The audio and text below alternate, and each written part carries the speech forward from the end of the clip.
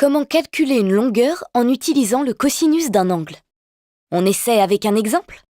On considère un triangle ABC, rectangle en A, tel que le côté BC mesure 8 cm et l'angle ACB mesure 30 degrés. Quelle est la longueur du côté AC? Pour répondre à cette question, on va utiliser le cosinus de l'angle ACB.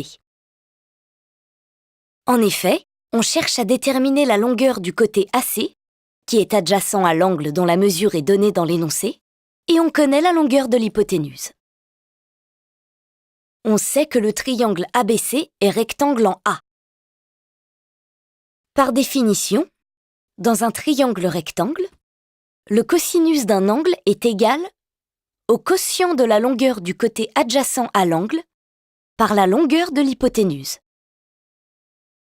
Ici, le côté adjacent à l'angle ACB est le côté AC et l'hypoténuse est le côté BC.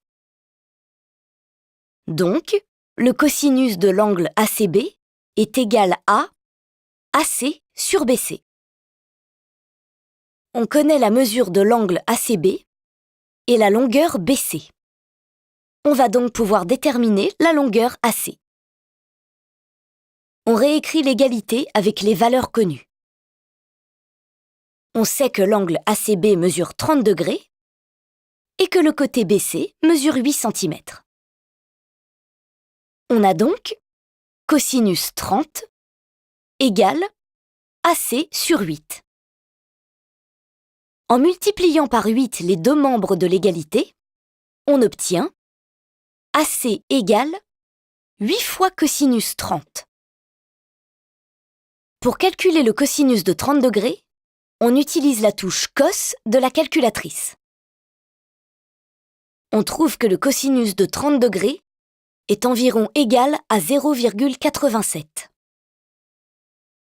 Donc, AC mesure environ 8 fois 0,87, soit 6,9. Le côté AC mesure environ 6,9 cm. Voilà, maintenant tu sais déterminer la longueur d'un côté d'un triangle rectangle en utilisant le cosinus d'un angle.